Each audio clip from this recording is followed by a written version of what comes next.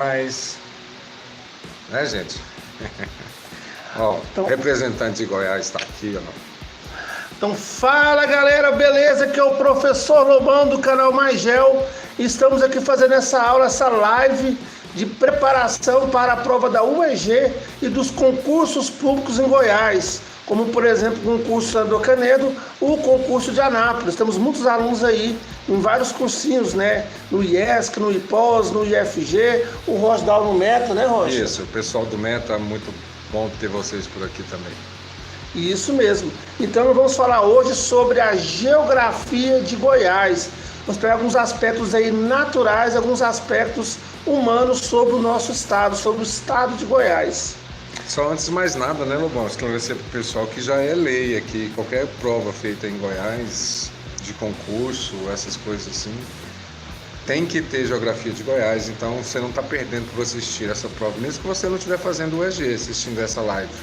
Né? Isso mesmo, se você quiser, né, passar um concurso futuramente, esse conteúdo é muito importante mesmo, né? Mas vamos lá, Rocha. Primeira coisa, vamos falar da localização de Goiás. O estado de Goiás está localizado na região centro-oeste e faz divisa com vários estados de outras regiões. Por exemplo, na porção sul e leste de Goiás, nós fazemos fronteira com o estado de Minas Gerais. No sul de Goiás pega um pouquinho de Triângulo Mineiro e na parte leste a Chapada do São Marcos.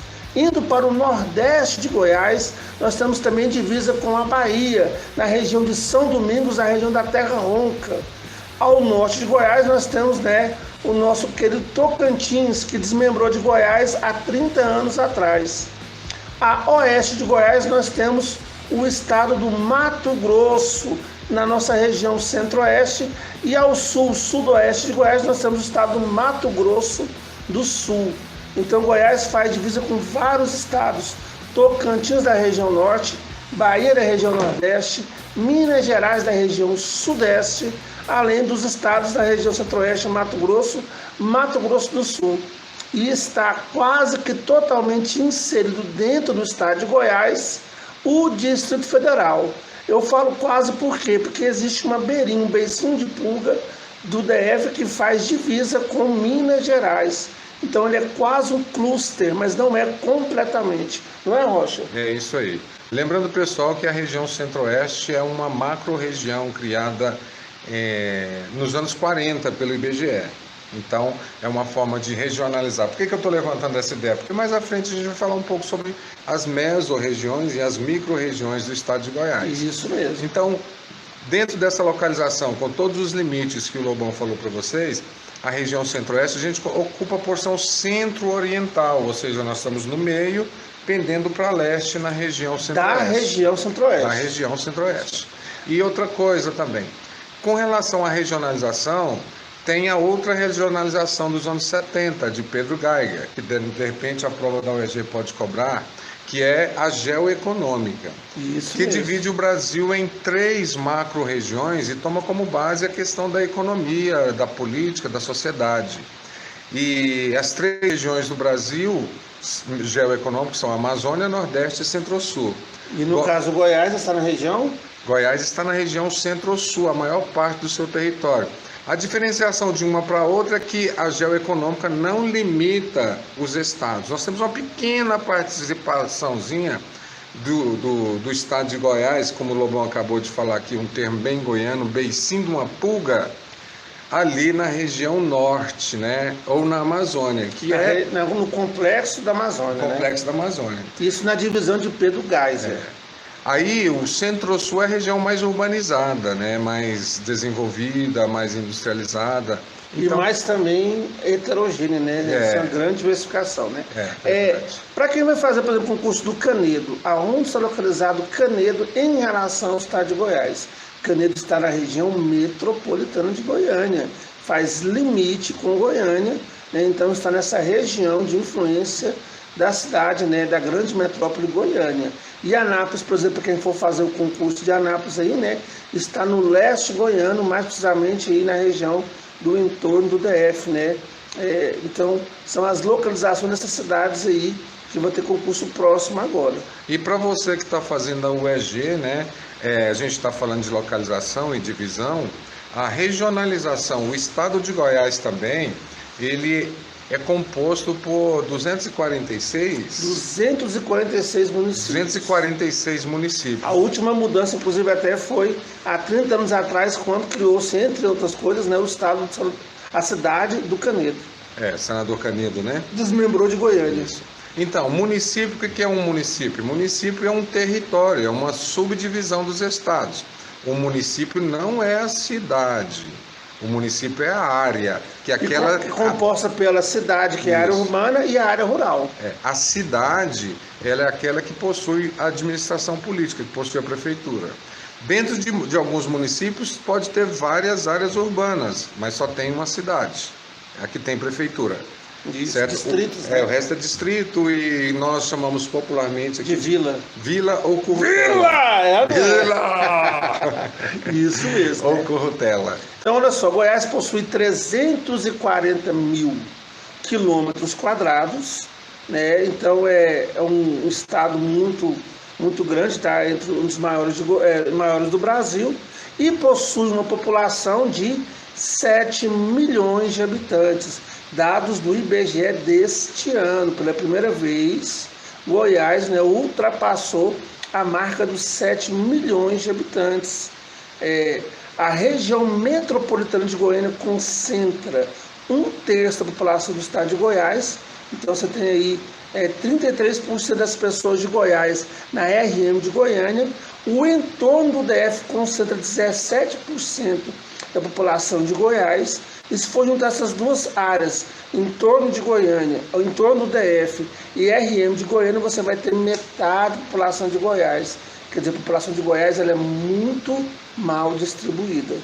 E esse estado, como nós estamos falando também, de novo, de localização e regionalização, o estado é dividido em mesorregiões. O que são mesorregiões? São conjuntos de municípios que estão localizados mais ou menos próximos uns dos outros e com características comuns, tanto características naturais quanto características político-administrativas. Nós temos a primeira aula do canal Mais Jovem, fala um pouquinho sobre esses conceitos, que é regionalização. É verdade. Quando você pega uma área muito grande, para você poder estudar ela, você tem que subdividir essa área em pequenas partes, são partes menores, né? E para poder fazer isso, você tem que escolher um critério de divisão. E aí, no caso, utilizando alguns critérios aí políticos, econômicos e também um pouco físicos, criou-se então as chamadas mesorregiões de Goiás. E aí você tem que ficar ligado em 3 mesorregiões. 3 mesorregiões são as mais importantes. Quais são, Rocha? Nordeste, que é a região mais pobre. Então, se vier alguma questão, ou na UEG, ou em concurso, sobre a questão social do Brasil, de Goiás, fique ligado na região Nordeste. Nordeste fica ali depois de Brasília. A gente vai ter aí Flores de Goiás, município de Posse, Chapada dos Veadeiros, São Domingos, né? A região da Terra Ronca, a área limítrofe com a Bahia. Isso, aquela cidade tem a cachoeira lá do Itiquira, Formosa, né? Então, São Domingos, Guarani. Então, nessa área limítrofe com a Bahia ali, a gente vai ter a presença do Cerrado, indo numa zona de transição até pelo sertão, né, Lobão? Uma área mais seca e muito povoada assim, por grandes propriedades. Então, a região ali a gente vai ter uma exploração muito grande de agricultura de exportação ou agricultura muito mecanizada. Então, lá as maiores diferenças sociais: o rico mais rico, o pobre mais pobre. Agricultura familiar versus agronegócio. Isso.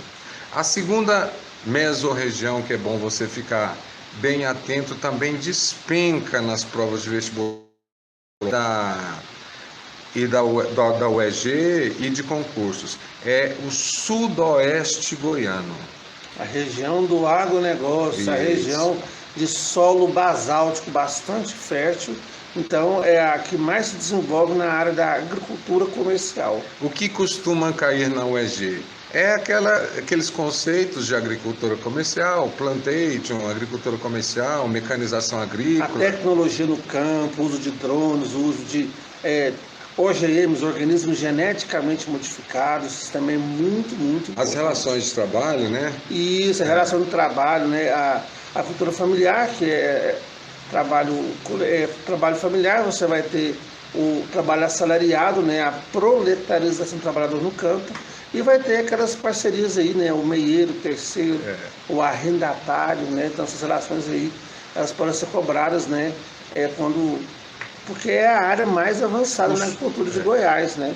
O sudoeste goiano, ele tem um solo mais formado pelo grande derramamento de lavas na era mesozoica lá da região sul. Lá o Paraná teve grandes vulcões que essas lavas escorreram e vieram parar no sul e no sudoeste do estado de Goiás. Então, no período, foi uma área muito cobiçada no início do povoamento por causa dos solos férteis. E foram os primeiros solos a serem ocupados. Quais são as cidades que a gente pode destacar, Rocha? Rio Verde, Jataí, Mineiros, né? Então, Chapadão do Céu, né? Chapadão do Rio Verde. Uma região muito, E foi muito até bom avançada. você citar aqui, me lembrar sobre Chapadão do Céu. Tem outra coisa que eles questionam muito em concursos e vestibulares.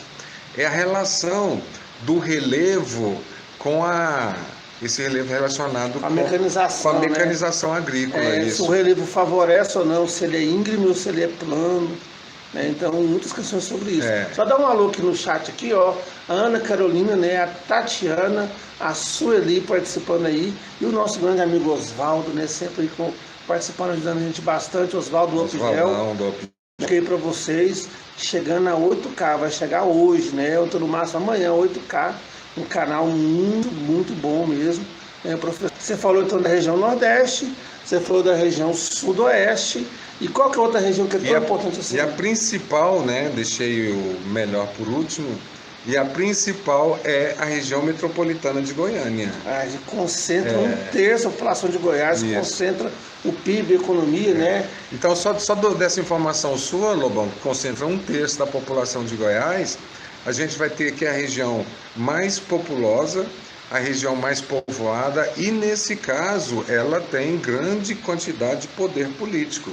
Você pode observar, nós goianos aqui dificilmente conseguimos eleger representantes do Norte e Nordeste. A maioria dos deputados, a maioria dos senadores do estado de Goiás vem da região metropolitana. Um bom exemplo a gente pode citar aí é o senador Jorge Cajuru, que fez a sua campanha na região metropolitana, onde ele é conhecido, e foi um dos campeões e conseguiu. Outro nosso grande amigo, professor de História aqui de Goiânia, Cristiano Metralha, está assistindo, né, um público ilustre, né, pra gente, né, comentando aí se a bandeira vai cair também. O Metralha careca? O Metralha careca, né? Você está falando sobre a bandeira de Goiás, sobre como era formada, ou está falando da nossa bandeirinha do Vila Nova? Não, essa não cai não, essa já caiu. Já colocamos um monte de prego nela aqui, ela vai desbotar na Série C. Zoeira, né? Mas faz parte, né? Futebol é assim, emoções. Então, pessoal, nessa contextualização a gente falou da região metropolitana de Goiânia, que é chamada de AGLUG, né? Aglomeração Urbana de Goiânia. Ela é composta por dezenas de municípios e está ligado a uma metrópole. Metrópole é aquela cidade que tem mais de 1 milhão de habitantes, aquela que exerce infraestrutura, aquela que tem infraestrutura e aquela que exerce polarização, né? Goiânia polariza norte, nordeste, polariza pessoas... até outros estados, isso, né? É um ponto de apoio que foi feito, inclusive, até para avanço culturalmente, né? Culturalmente, né? Quem nesse Brasilzão aí tem dupla sertaneja que está começando a carreira que mente que é do estado de Goiás. Agora, olha só para você entender que o termo região metropolitana é um status jurídico, né, que gera diminuição da burocratização, gera facilidade nas políticas públicas entre as cidades. Então, primeiro você vai ter a união entre as cidades, que acontece naturalmente. Goiânia foi crescendo, foi avançando sobre Aparecida, sobre Trindade, sobre Canedo, as pessoas passaram aí para Goiânia, começou a gerar até aquela migração pendular, né, uma dependência do sistema de saúde, sistema de educação e tudo, assim tudo. O que aconteceu então? Houve a necessidade dos prefeitos dessas cidades que estão conurbadas, interligadas, poderem se relacionar de maneira mais simples, menos burocrática. E aí cria-se então um status jurídico, região metropolitana. Então esses prefeitos agora eles podem fazer ações de medidas públicas, né, de maneira muito mais simples, porque agora criou-se estados. Lembrando que a RM de Goiânia não é a única região metropolitana de cidades goianas. As cidades, por exemplo, no leste goiano, que estão em torno do DF, fazem parte da chamada RID, que é outra região metropolitana que pega estados de Goiás, cidades de Goiás, né, pega o DF todinho e ainda pega 3 cidades de Minas Gerais. Então é uma região metropolitana meio atípica aí. Então você vai ter a RID e você vai ter a RM de Goiânia, né? Então são 2 regiões metropolitanas que contam com cidades goianas. Olha, nesse contexto aí, a gente está falando aí de região metropolitana, nós falamos que regionalização, então vamos lá, resumindo, Brasil é dividido em 5 mesorregiões oficiais, né? Norte, Nordeste, Sudeste, Centro-Oeste e Sul. Goiás está no Centro-Oeste. Goiás é subdividido em mesorregiões, que nós citamos as 3 principais. E além das mesorregiões, nessas mesorregiões que uma promessa de campanha que o governador do estado de Goiás, Caiado, tem que cumprir, né? Vamos ver se ele vai conseguir, foi construir um hospital em cada mesorregião. Porque existe muito em Goiás. Está dando conta de pagar o processo chamado lá, né? ambulancioterapia. Que é o quê? A cidade de Goiânia, por exemplo, tem mais cartão SUS do que habitantes. Então você pega um parente que mora em Goiânia, você pega a conta de luz e você cria um cartão SUS para poder se tratar nos hospitais de Goiânia. Então os prefeitos de cidades do interior, o que eles fazem? Eles compram uma ambulância boa, alugam uma casa de apoio em Goiânia e aí quando a pessoa fica doente, coloca na ambulância e leva para Goiânia. Então isso sobrecarrega bastante. Goiânia é a cidade que mais tem UTIs por habitante. Só que as UTIs de Goiânia não são para os habitantes de Goiânia, são para todo o estado de Goiás e até de outras áreas fora de Goiás. Além dessas mesorregiões, ainda tem outra divisão, né, Lobo? As micro-regiões. Isso é uma divisão muito, muito maior. São 18 áreas. Aí você vai, então, pegar coisas mais precisas, mais minuciosas, né? E vai classificar, então, Goiás. Então, você pega o mapa de Goiás e você vai partir em 18 partes, né? Vão do Paraná, a região de Mas assim, Iporá. não precisa ficar muito preocupado com isso, porque quando cai no Enem ou numa prova de concurso, micro-regiões eles dão um mapinha. Isso. Seria muito injustiça eles pegarem uma questão, não vão fazer isso, colocar um mapa de Goiás e pedir para você nomear as regiões. Ninguém é obrigado, ninguém é Google, né? Mas só citando algumas aqui, ó. As micro-regiões é uma divisão das mesorregiões. Então a gente tem uma aproximação mais de questão de localização. A São Miguel do Araguaia, Rio Vermelho, Aragaço, Porangatu, Chapada dos Veadeiros, Ceres, Anápolis, Iporá, Anuquins, Goiânia, Vão do Paraná, em torno de Brasília, que essa também é muito cobrada. E outra coisa, pessoal, cuidado, porque muita gente... Brasília não é Goiás, Brasília é um território independente, que tem seus representantes, que é representado politicamente. Então, o Distrito Federal é uma área que tem limite com todo o estado de Goiás, mas não divisa.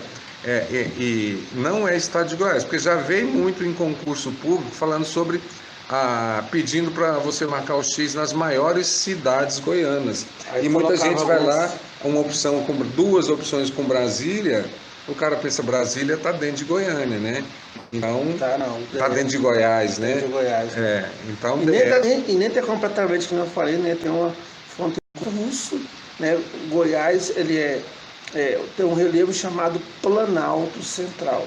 Só que isso é uma simplificação. Se você for observar, você consegue fazer uma subdivisão maior desse Planalto Central. Você pode subdividir o relevo de Goiás em 5 unidades. Mas antes de você falar das 5 unidades, geralmente caem uns termos meio difíceis de se compreender, porque lá tem que entender uma base geológica, né, Lobão? Então, por exemplo, é você entender que o relevo goiano ele é bastante antigo. Nós fizemos parte da Pangeia. Nós fomos formados lá na era pré-cambriana. Então, as nossas rochas têm uma idade aproximadamente, que não sou eu, né? Eu sou mais novo, de 2 a 3 bilhões de anos, né? Então foram os primeiros tipos de rocha que se formaram e a gente chama esses tipos de rocha de escudos cristalinos. Isso mesmo. E isso dá para você entender numa composição desses escudos cristalinos. Os escudos cristalinos são ricos em minerais metálicos, como ferro, manganês. Daí a acidez, a gente vai explicar solo mais à frente, né? Daí a acidez do solo goiano. Muito alumínio e ferro. Muito alumínio e muito É ferro. o lá que é o solo. Então, assim, ó, o escudo cristalino é um solo de origem antiga, bastante desgastado com o tempo, aonde você consegue ter a possibilidade de encontrar alguns minerais, né, formando jazidas. Então, você vai ter, por exemplo, assim, uma grande reserva de níquel, uma grande reserva de ouro, né, acumulado num lugar só. Nas bacias sedimentares, que é outra forma de estrutura geológica, você vai ter esses minerais misturados, então eles não têm viabilidade para a mineração, porque você pega uma rocha, por exemplo, você não vai ter nenhum mineral com grande porcentagem na sua composição, não vai ter nenhuma jazida, por exemplo. Então, em boa parte desses escudos cristalinos de Goiás, você vai encontrar do ouro, e nós temos aí importantes atividades que são feitas, como por exemplo, no norte de Goiás tem muitos minérios também, e em Catalão, inclusive até tem a região de terras raras, né, com minerais bastante raros, né, minerais que têm um grande valor comercial, como por exemplo o ferro nióbio. Parar de falar em nióbio, né? Não sei porquê, diz que era a solução para o Brasil. Né? Mas enfim, então o relevo goiano é bastante antigo e tudo que é bastante antigo já foi desgastado pela erosão. Por isso a gente apresenta baixas altitudes, né? Então, em média 640, 650 metros de altitude. Isso mesmo. Então, eu tenho mesmo tendo baixa altitude, ainda é a região mais alta do centro-oeste. Inclusive até sendo um divisor de águas. Então eu tenho o quê? Eu tenho um relevo antigo que foi muito desgastado. Então a maioria, boa parte da superfície do território goiano é coberto por bacias sedimentares, que são as rochas desgastadas dos escudos cristalinos. Isso. E nas regiões de escudos você vai ter, né, uma formação aplanada, né, com o altiplano, né, que é chamado de chapada, e a base escarpada, onde você parecendo vai ter uma mesa, pequenos, um tabuleiro, assim, né? Tabuleiro. Chapada dos Veadeiros, delimitada por escarpas. Isso mesmo. Então, nesses escudos cristalinos pela erosão, o que vai aflorar são os chamados crátons, né? O que são crátons? Crátons são aquelas antigas montanhas que foram desgastadas, o lado dela virou, as rochas dela se acumularam aqui embaixo e ainda tem um pouquinho dela aflorada na superfície. É o chamado de crátons. Então você encontra em alguns pontos no estado de Goiás esses crátons com relação ao relevo goiano. Você vai ter um rebaixamento no relevo, mas aquela rocha mais cabeçuda, mais resistente ficou e aflorou, né?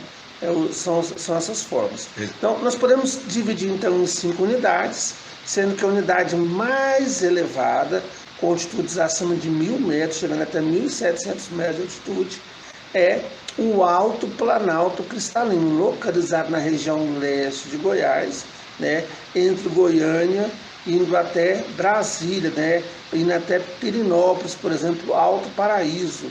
Esse Alto Planalto Cristalino é um importante de águas entre 3 bacias, especialmente 2, que é a bacia Tocantins-Araguá e a bacia Platina, porém também tem uma pequenininha parte aí que faz divisa com, que faz parte da bacia do São Francisco. Inclusive aí está o ponto mais alto do território goiano, né? Com 1.900, de todo o centro-oeste. Todo o centro-oeste. É o Morro Alto, ponto mais alto, ó. Você viu a criatividade nossa de batizar o morro? Morro Alto. Morro Alto, ponto mais alto. Ninguém pensaria num nome melhor para isso. Então você pega, pessoal, de sudoeste a nordeste de Goiás, e você vai ter então esse divisor de águas, é como se fosse um topo de um telhado, né? Aquele cume do telhado, aonde a parte norte, né?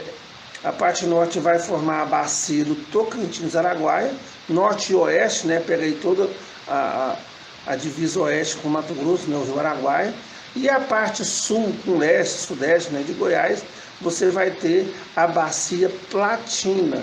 Nós temos o Rio Meia Ponte, né? Que nasce em Itaúsul, passa por Goiânia, passa por Salvador Caneiro, e vai até Você já mudou o de sul. assunto ou não? Não. Tá. Porque eu estou falando do relevo das divisões de água. Beleza. Né? E então faz essa divisão. Continuando com as unidades de relevo, nós temos no sudoeste goiano, né, Planalto Sedimentar do Paraná, uma região de planuras escalonadas, como se fosse um tobogã, né, e com solo sedimentar e basáltico, terra muito fértil. Na região oeste, no Mato Grosso de Goiás, é a região do Rio Araguaia, uma região de grande inundação, de grande aluvial, né, até foi onde encontrou-se o ouro em Goiás, né, no Rio Vermelho. Então é a planície aluvial do Médio Araguaia. Nós temos no norte o Planalto. Antes de eu passar para o norte, nessa questão do Médio Araguaia, o Rio Araguaia é bastante antigo, leva no seu caminho aí bastante rochas, então provocou um rebaixamento do relevo. E essa região foi muito, pelo solo, pela fertilidade do solo, muito ocupada pela agricultura, muito desmatamento. Então, um dos grandes problemas ambientais do estado de Goiás está nessa região, que é o aparecimento das vossorocas, né? Isso mesmo, né? Que as erosões maiores que deixam o lençol freático aflorado. No sudoeste goiano, inclusive, Rio Verde, Jataí, naqueles municípios ali na fronteira, com Mato Grosso do Sul, onde está mais presente. Isso. Ó, o professor Gustavo, Química com G, grande amigo nosso, também está assistindo a live aí, né? O melhor canal de Química do Brasil, super dedicado. Ele pegou os 3 últimos anos de prova do Enem, resolveu questão por questão e soltou no seu canal. Então é um canal muito bom, um orgulho nosso aí, né? Um professor de Anápolis, Goiânia, né? Que ele vem dar também em Goiânia com a gente, está prestigiando a nossa live. Um abraço para você, Gustavo. Gordinho lindo. Pessoal... Foi meu aluno, Gustavo, né? Foi? Ele fala isso, eu fico desesperado, cara. Não sei se você acha bom. Cora Coralina foi sua aluna. Íris Rezende. O Planalto Cristalino Tocantins-Araguaia, né, que separa em Goiás as bacias do Tocantins e do Araguaia, mas depois eles se juntam no bico do Papagaio, no norte de Tocantins, né? E nós temos no Nordeste a região do Planalto do São Francisco, aquela parte da Terra Ronca lá, né? Uma região muito rica em cavernas. A ciência que estuda as cavernas é chamada de espeleologia. Então é o maior parque espeleológico. E não gravado mais gel lá, né? Para pegar o doutrinador e ir lá fazer um vídeo lá. Fazer um lá bastante, né? Falamos do relevo. Sim. Né? Agora vamos fazer aquela ligação do relevo com o quê? Com a hidrografia, né? Porque os rios, eles vão, então, eu até já adiantei aqui um pouquinho que o Alto Planalto divide 2 grandes bacias, que é a bacia Tocantins-Araguaia e a bacia Platina, né? E também tem aí na porção leste do DF, também tem uma pequena parte da bacia do São Francisco. Goiás é considerada a caixa d'água do Brasil, um grande divisor de águas. Então, a hidrografia brasileira, basicamente, boa parte dela nasce aqui na região centro-oeste, né? Então, como o Lobão falou, um grande divisor e também é chamado de o berço das águas do Brasil. Berço das águas. Olha só, a interação aqui entre os participantes, né? A Tatiane já está cobrando do Gustavo de Química uma videoaula sobre Química, porque tem no edital de Anápolis, né? Aí, ó, dica para você, Gustavo, fazer um vídeo sobre isso aí para poder ajudar a galera do concurso público, né? Beleza. Então, pessoal, nós estamos falando sobre o relevo, né? O berço das águas. Goiás é considerado o berço das águas. O que aconteceu ali? Aconteceu que o celular está descarregando, a gente vai ter que encerrar a live. Mesmo? Tem gente passar pro meu não? Começa outro? Não tem como. Tem que logar tudo, né?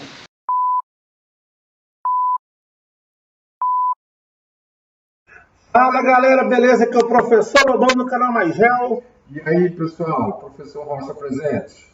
Pois é, problemas técnicos aí devido à energia. Nós fizemos uma live gravada pelo celular, só que o celular descarregou também. E agora nós vamos, colocar os assuntos que faltaram para o final da live.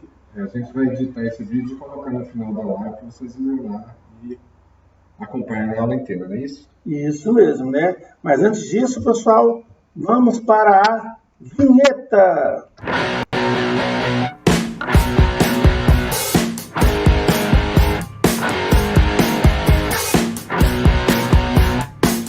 E aí, galera, então vamos continuar a nossa aula, né? A live foi interrompida, vamos continuar falando sobre a hidrografia de Goiás.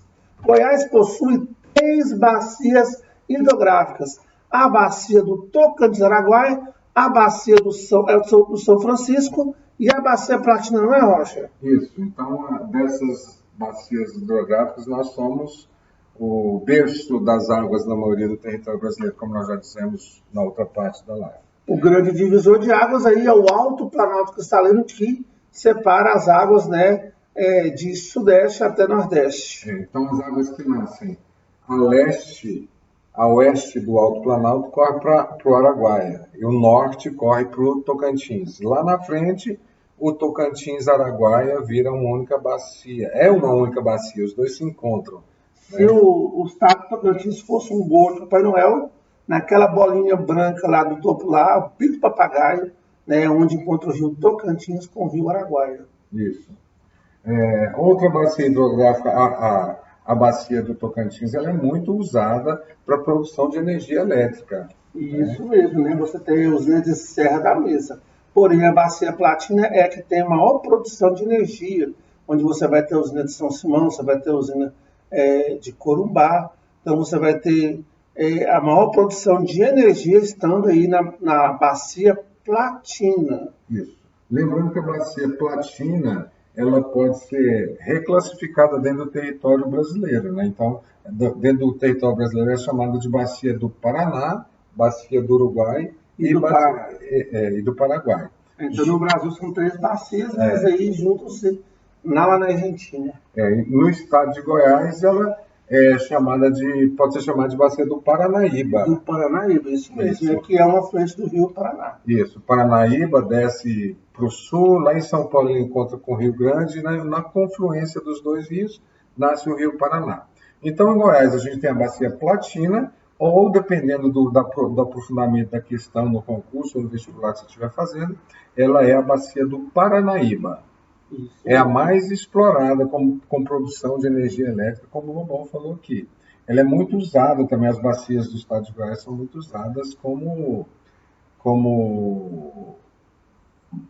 utilização de águas para irrigação, né? Além do consumo humano, 80% do uso da água de Goiás é para a irrigação. E isso tem gerado até grandes e graves problemas ambientais, com a exploração desenfreada, sem muita fiscalização. Isso mesmo. Nós temos importantes rios como o rio Araguaia, o rio Corumbá, o rio Meia Ponte, o rio Paranaíba. Então são rios aí muito importantes para o estado de Goiás. E temos também muitos lagos, alguns lagos aí artificiais, lagos de usina, como aquele, por exemplo, de Caldas Novas. O Três Ranchos. O Lago dos Tigres, Isso também tem um outro lado de exploração econômica dessa bacia hidrográfica de lagos, turismo das águas. São Simão, Serra da Mesa, Então é muito utilizado, então prestar atenção nisso, tá? E hidrovias, Goiás não é muito utilizado, não utiliza muito hidrovias, porém você tem no sul de Goiás, você vai ter o uso da hidrovia para poder escoar parte da produção de grãos ali indo para o rio Paranaíba e depois para a hidrovia Tietê-Paraná. E querem também fazer uma hidrovia, ou intensificar a hidrovia no rio Araguaia, mas para isso vai ter que fazer uma dragagem no leito do rio, e isso aí vai alterar bastante o ecossistema, pode gerar um grande impacto ambiental. Vai lançar um custo-benefício, A gente tem que pensar muito em relação a isso. Isso mesmo, Então você vai ter ali no Cachoeira Dourada, no rio Paranaíba, esse escoamento da produção de grãos, né, em parte utilizando aí essa hidrovia no Mercosul, que ela é batizada, né? Isso mesmo. E o clima, Rocha? O que é clima? Ó, clima. Você vem com aquela piadinha de novo. Então, clima, como é que é a piadinha? A diferença entre tempo e clima, né? Clima é o que está rolando entre nós e tempo é o que nós estamos perdendo. Love, né? Mas é o seguinte, pessoal. O clima de Goiás é conhecido como tropical típico ou tropical semi-úmido. Também chamado de tropical continental. Isso mesmo, né? Esse gráfico ele pode cair na sua prova. Ele mostra, né, a temperatura pela linha e a pluviosidade pelas barras, né, mostrando que quando a temperatura está mais elevada, chamamos de verão, a chuva é mais intensa. Quando está mais baixa, que é o inverno, a chuva é menos intensa. Então nós temos o verão chuvoso e o inverno seco. Por isso ele é chamado de tropical típico, porque é o mais tropical dos tropicais. A característica principal do clima tropical é essa, ter duas estações bem definidas. No nosso caso aqui, o estado de Goiás, são o inverno seco, que você está vendo no climograma acima aí, no meio do ano, né? Temperatura baixa, justamente com a umidade vem a seca. E o verão chuvoso. Então, também no gráfico, você está vendo aí o verão que começa no mês de dezembro, janeiro, fevereiro, os maiores índices de chuva. Aí você tem, então, como coisa importante, cadê importante? É mais chuvoso no oeste, na região do Mato Grosso de Goiás, região do Rio Araguaia, do que no leste, a região de Brasília. E é mais quente no norte do que no sul de Goiás. Então, uma informação importante para a gente poder estar falando. Ainda uma informação sobre esse clima. No clima tropical é aquele que tem duas estações do ano bem definidas. Então, a gente tem, em alguns lugares do estado de Goiás, onde tem as maiores altitudes, predomina o tropical de altitude, que é a mesma característica, duas estações do ano, mas com médias térmicas mais baixas. Isso mesmo. E aonde eu vou encontrar? No Alto Planalto Cristalino. Isso. A maior cidade que é afetada por esse tipo de clima não é de Goiás, é a cidade de Brasília, tropical de altitude. Anápolis é tropical de altitude. Alto Paraíso, Pirinópolis, né? Então a gente vai ter duas estações do ano bem definidas, mas uma média térmica menor por causa da altitude. Isso mesmo. Só encerrando aqui essa parte de clima, para passar outras informações, outro ponto, a gente encontra em alguns pontos do estado de Goiás mais umidade, nas regiões próximas aos rios. Né? Então, aí, tanto que vai desenvolver no assunto, a gente vai daqui a pouco falar sobre vegetação, vai desenvolver uma vegetação diferente, né? Que seriam as matas de galeria. Isso mesmo. Né? Então, olha só.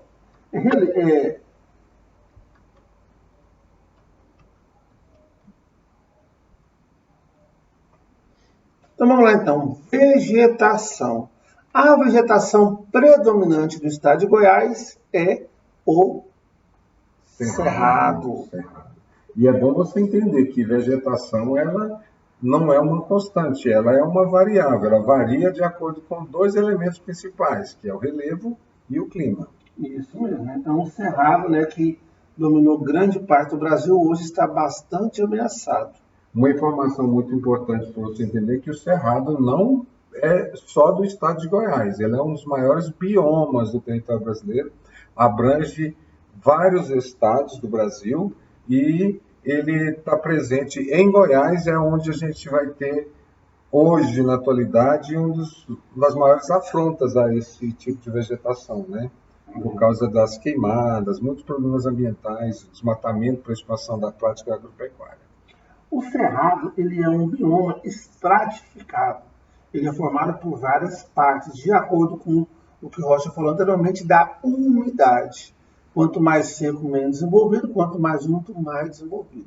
E de acordo com essa umidade, nós temos vários tipos, estratos de cerrado, que vai desde o campo limpo, onde você vai ter só vegetação rasteira, passando pelo campo sujo, onde você vai ter alguns arbustos em meio das gramíneas e herbáceas, chegando para o cerrado stricto sensu, que é o cerrado típico, né, em torno de 30% a 60% de árvores e arbustos no meio da vegetação rasteira. Na parte mais úmida, né, onde o cerrado ele é mais fechado, você vai ter o cerradão, onde você vai ter mais de 60% de arbustos na sua composição, e junto aos rios você vai ter a chamada mata ciliar ou mata galeria. Isso. Essa vegetação que a gente tem no estado de Goiás, esse cerrado, a característica dele é bem simples. Árvores de pequeno a médio porte, espaçadas, intercaladas com arbustos, troncos cascudos, retorcidos, né? Essa casca desse tronco serve também como proteção para perda de umidade durante o período da seca e queimadas naturais. Protegendo a queimada e para reter a umidade. Né? Isso, protegendo a queimada e reter a umidade. E as raízes profundas, né? Também por causa do longo período da seca que a gente vive, a árvore do cerrado não pode ficar dependendo de chuva. Folhas caducas para poder também reter a umidade, né? E tem aquele aspecto da dormência na semente, que só quebra quando você queima, né? Uma adaptação ao fogo que o cerrado tem. E então, nós temos também, Rocha, naquela região, no meio do campo, por exemplo, aberto, você pode encontrar uma pequena mata, né? Um tufo de vegetação como se fosse um oásis no meio do cerrado, do campo limpo, que o pessoal também chama de vereda. Geralmente a vereda aparece numa região mais úmida, né? Então, mesmo que a água não esteja aflorando, ela está muito próximo da superfície, isso. No lençol freático. Então, tem essas veredas também. Junto com essas veredas aparecem muito também em zonas de transição climática, né? Quando você pega de um tropical de altitude para um tropical mais úmido, para um tropical menos úmido. Então você pode ter a presença dessas veredas aí. Isso, então olha só. Inclusive tem um símbolo, um dos símbolos goianos, mais ou menos natural dessa região, né? A guariroba.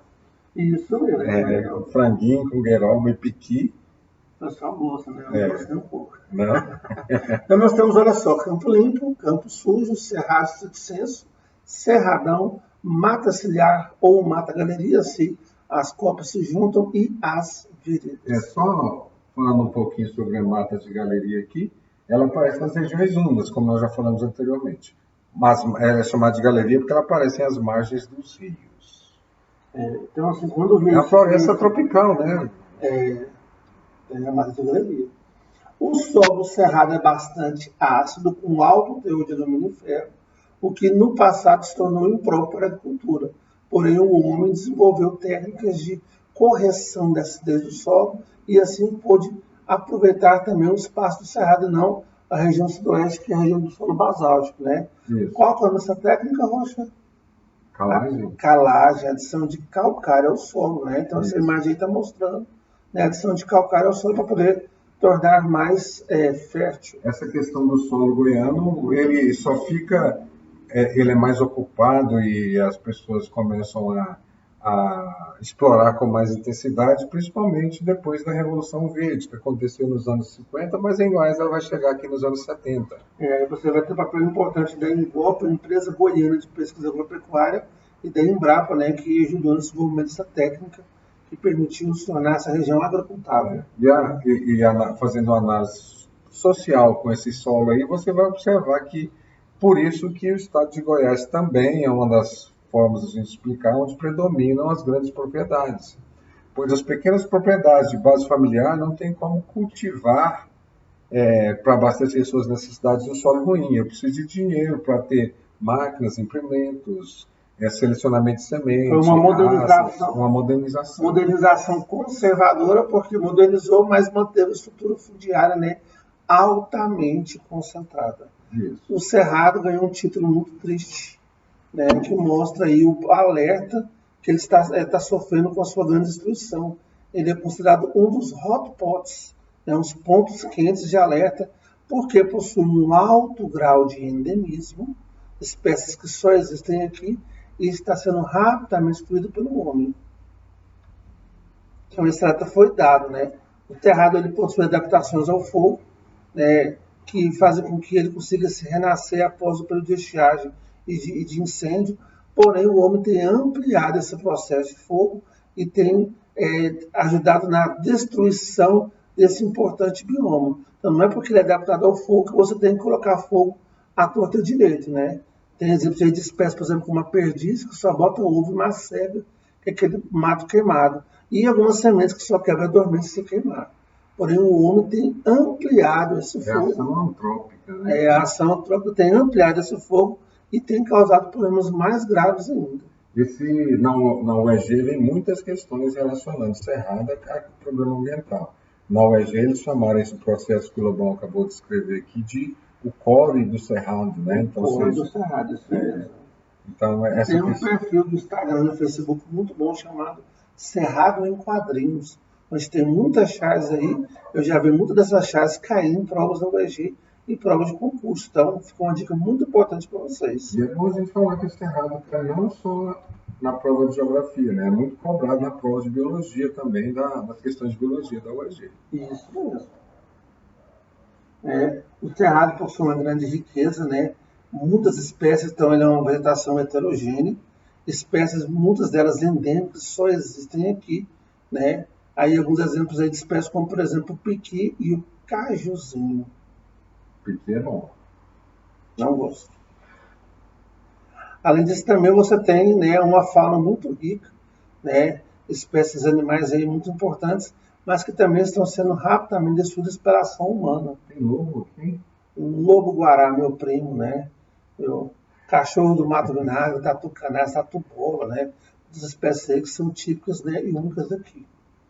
Então aí, ó, o lobo-guará, né? Você vai ter o tatu, você vai ter o tamanduá, a anta, né? Espécies aí típicas dessa região.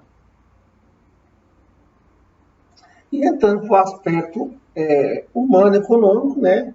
Goiás é um estado que se aproveitou bastante da infraestrutura que veio com a construção da capital. E você vai ter importantes rodovias cortando o nosso estado, né? Muitas delas são rodovias chamadas radiais, né? Que elas partem da capital e vão para o Brasil todo. São chamadas zeros, né? 010, 020, 030. Todas essas rodovias zeros, elas têm como o princípio dela partir de Brasília e ir para o Brasil todo. O maior exemplo é a Belém-Brasília, né? A 060, que depois torna-se em alguns lugares, BR-153. Isso mesmo, né?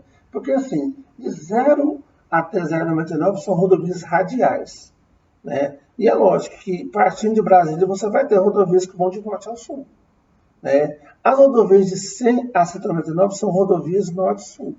Então você tem a 153, quando chega em Goiás ela vira 060, e quando ela passa por DF, ela volta de novo a ser 153.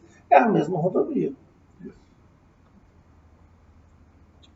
Então, algumas dicas importantes aí, né? Infelizmente, tem problemas técnicos com a nossa live, né? Culpa da chamada Enel. Depois vamos fazer uma aula especial só de atualidades sobre Goiás. E muito obrigado por ter visto esse vídeo até o fim, né? E você vai ter com essa parte que faltou na live, né, Rocha? Isso. Então, pessoal, a gente vai acrescentar essa parte aí na live, para você que acompanha a gente. Como o Lobão falou aqui, outra aula a gente vai fazer sobre a questão econômica, social, política.